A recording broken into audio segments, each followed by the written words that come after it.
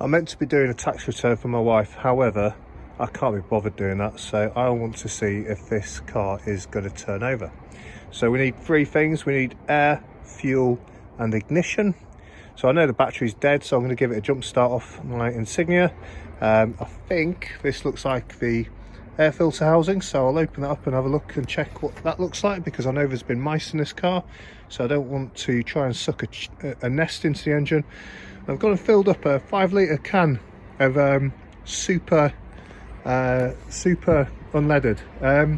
£9.64 that's cost me, and this is the bootstrap banger.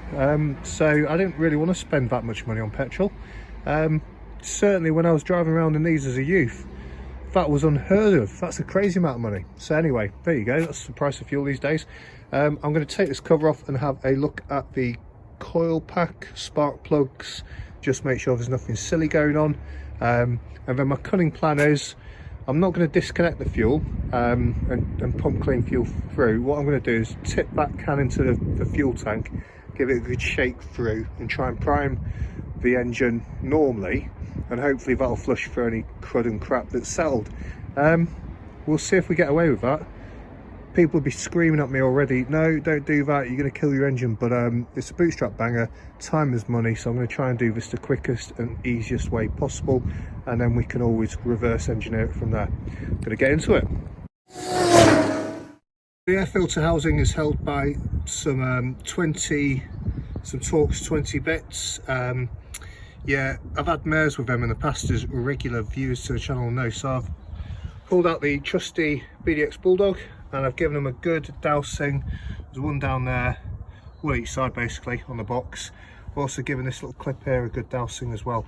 While that's taking effect, I'm going to turn to this engine cover held down by some 8mm bolts. So I'll just whip them off now and we'll have a little look underneath. Okay, so that lifted off absolutely fine. I had to undo the oil filler cap to get out of the way, and now I've got the coil packs going down into the spark plugs below. So I'll just pop them off and lay them to one side and pull the plugs and have a little look. They've popped off absolutely fine and things are looking quite good. It's all quite clean, everything was tightly fitting, so I'm just going to pull the plugs now, have a look at what condition they're in. So here's our plugs. First cylinder looking okay. It's obviously got a fair bit of carbon build-up on it, but no signs of any major issues or problems. Second one's a bit cleaner actually. Third one's a bit wet, so I don't know if you can see that, but that's quite wet, so that could be it doesn't look like moisture because there's no kind of white build-up or anything like that, so it could potentially be some fuel. I don't know if the guy I've had this from tried to start it. I haven't yet, so yeah, I don't know what that might be. Doesn't look like oil, so hoping it's just a bit of fuel. And then this one also, which is still on the plug ratchet, is also quite wet. So I'm going to bang these back in the same way they came out and refit the coil. Nothing to worry about there that I can see. I might just check the plug gaps before I put them in. In fact, I will do that because it'd be silly not to. They're all back in, just taking care not to cross thread them. And it's just a 16mm dedicated spark plug spanner, just with the little rubber insert to grip them. Sometimes you find that it grips too well and you tighten it up and you can't get the socket off the spark plug, so just a pair of long nose needle pliers really do help out, and just carefully pull it up directly up to avoid causing any damage to the heads. So I'll stick the ignition coils back on now and get the cover put back down, and then I'll turn my attention back to this airbox over here. Not difficult, but a little bit more involved than I thought. So I've pulled the battery off to undo the battery tray mounts, just to get a little bit of latitude, or lateral movement I should say, so I can just pull this filter housing up, because the way it wants you to do this is just get enough clearance to actually put the new filter in. So looking inside the housing, it's lovely and clean. There's nothing has been in there. That's what I wanted to check. The actual filter itself does look like it's a bit old. Genuine Ford filter, that's brilliant to see. And yeah, it's a bit grimy down there, but there's no issues, there's no nest. That's the key thing. Filter itself, wants a change, but I'll get around to that when I'm servicing it. So I'm going to get this all back together now and turn my attention to the fuel. Plan now is to whack about 6 litres of super unleaded into the crustiest looking fuel tank, well, via the crustiest looking fuel filler cap. We've got an anti-siphon in there, which is going to be a bit of a pain, so I'm hoping this doesn't just put 10 quid's worth of fuel all over my driveway. Let's see how we get on. I won't film while I'm doing it because I'm going to need 2 hands. I'll call that a success for me and the environment. There's only a tiny little bit of fuel spillage and that will evaporate. So yeah, what I'll do now is I'll stick the cap back on, the filler cap back on, and give this corner of the car a good shake, or give the back of the car a good shake, just to get that mixed with whatever might still be in there. And hopefully we're going to be able to get this baby to turn over. I'm going to start noticing a few additional features this car's got, like garden twine holding the parcel shelf up. Also, if I try and shake the boot, then the tailgate falls on my head, so this strut's going to need attention, but you know, we'll get there. Work smarter, not harder. Oh jeez, that suspension sounds a bit creaky. Well, it would do, been sat for 5 years. I think this is probably about enough mixing.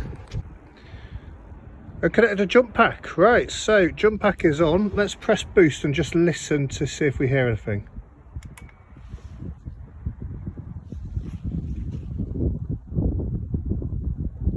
I could definitely hear some clicking. That sounds like a pump. What have we got coming from the back?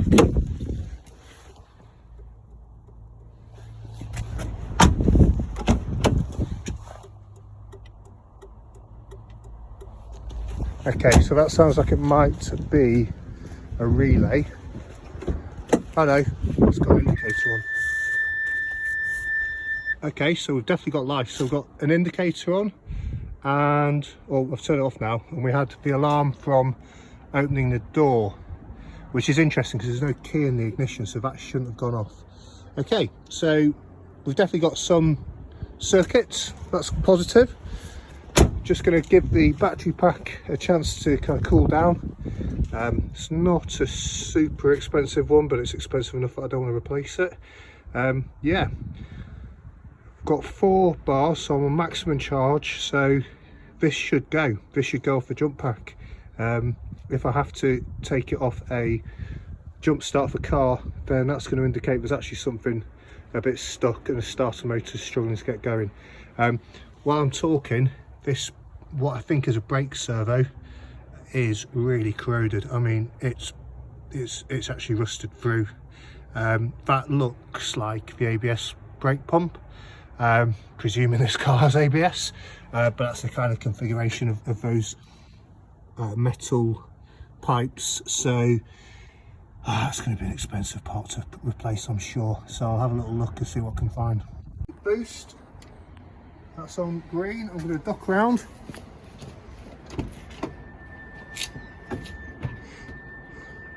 Clutch in.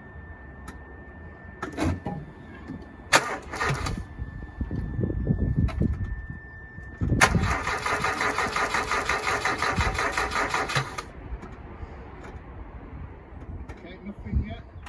Let's have another go with the jump pack.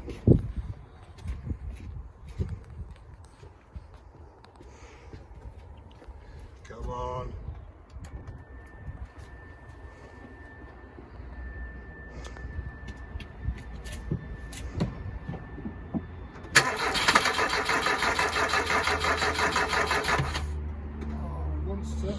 Yeah, it wants to. One last go, then I'll try and jump start it from the car.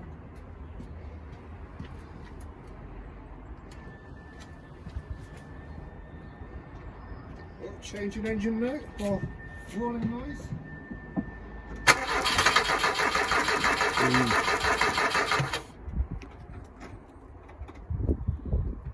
Now, you want me to go for jump back? So I'm going to try and jump start it instead. Stop recording, Chris. Now or never.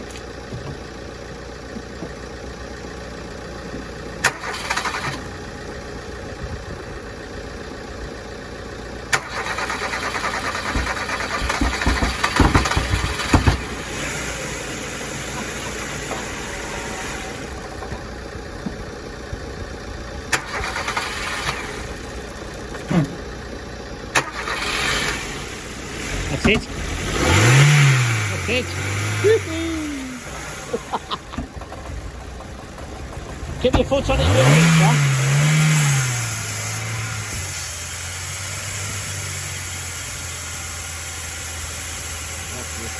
Beautiful. Sarah's going to be driving this next week.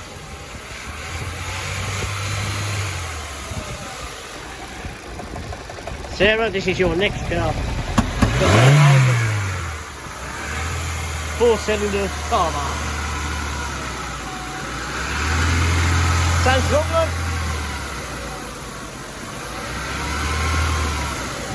Beautiful. There ain't even a slip either. You won't idle. If it idles, we're laughing.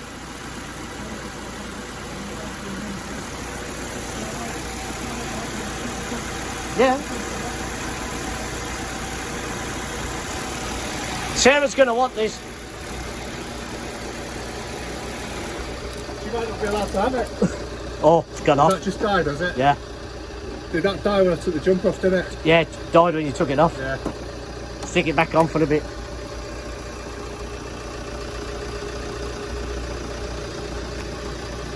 Don't forget it been started for a while.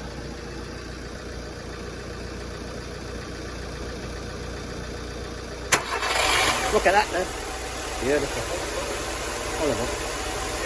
Right, so now I know the only issue that I can see is that battery. Yeah. So I'm going to service it, sort out. I've got a nasty brake servo there that's going to need sorting. There's another one that's going to need sorting. I've not been underneath it yet. But yeah, it's got an engine at least. Worst case, we'll pull that and sell it. You get more than the car. There you go. Amazing. Nice one. Yeah, right, I don't. So this is my happy face because the car is running. That is brilliant. Obviously the battery's absolutely knackered, so it killed the engine every time I took the jump cable off, which I was thinking might be a dodgy alternator, because surely once it's actually running it should kind of keep itself going. But then I realised, well, if the battery is absolutely knackered and the cells inside it are toast, maybe the jump cable to my battery was what was creating the circuit in the first place. So not just the current and the ampage and the voltage or whatever those stats are, but actually was a circuit. And when I took the jump cable off, maybe that's broken the circuit and therefore that's why the engine has died. That's what I'm hoping anyway, because either way I'm going to need a new battery. If I only need a new battery and no new alternator, then good times. It wasn't happy initially. It didn't want to idle at all, but then that settled down a little bit. So there probably was some bad fuel in the lines, so hopefully that's cleaned itself through now, because it was idling okay with the leads on. What else? It's got about 1/4 of a tank of fuel. Well, that's what it's saying anyway. I've no idea whether the fuel sender's right or not. I don't know how much the tank holds, but I would imagine that's at least as much again as what I've put in it, which is about 6 litres, so probably about 12 litres, maybe a bit more. So what I'm getting at is that super unleaded I've put in is quite diluted. But yeah, here we go. Just pause there because my neighbour who helped me just do a bit of filming while I started this just came out with some it's inspired him to get up his loft and see what 90s stuff he's got. So he's got an old Sony portable TV, the kind of thing that students had in their bedrooms, you know, good times. I tell you what, this car is bringing back loads of memories, really kind of tripping off down nostalgia lane, which is absolutely great because that's exactly what I wanted, and that's exactly why I wanted something like this. So yeah, really pleased. I think I was saying that the yeah, so the fuel's probably still quite manky, and I think I probably need to gather together some pennies and stick another, you know, another can of super unleaded in just to make sure it is running okay. That brake servo or master cylinder or whatever it's actually called is toast. That's a real shame actually, because that could be quite expensive, so I'm a bit worried about that. I know there's some rot I need to sort out. I've not been underneath it yet, so I don't want to get ahead of myself. But you know, to get the car running, I've had it less than a week, I've had it good clean, I've got it running. This is feeling like a really good buy, and if I can get those bits sorted and get a ticket on it in time for Rustival, which is early March, then I'm going to take it down there. I don't know, because I've not been underneath it, whether that's going to be doable or not. I've got basically a month. So yeah, really chuffed. It's happy face. I'm going to pack stuff up now, get back to the family, spend some quality time with them. It's Saturday. The wife has done sports stuff all day with the kids on her own, so give her a bit of respite. And yeah, really buzzing, really chuffed. So on the next video, I think I'm gonna sort the interior out, actually, because I'm sat in it now without really thinking about it, but it's mouse central. There's chewed up crap everywhere, so I think a good gut and clean of the interior. I'll also be able to see what kind of spare parts I've got, because there's a few bits that come with the car. I don't think there's anything going to be hugely helpful, but just a few service items, which is always good. Yeah, good times. Thanks very much for watching through to the end. I really appreciate it. Please do consider subscribing if you haven't already. I really want to make something of this channel. It's never going to replace my day job. I'm not, you know, being arrogant or super ambitious with this, but I just do want to kind of spread a bit of love for Weird Car Twitter and, you know, people that like this kind of thing, and get involved in the scene a little bit. So yeah, help us to do that with a like and subscribe. Cheers, bye bye.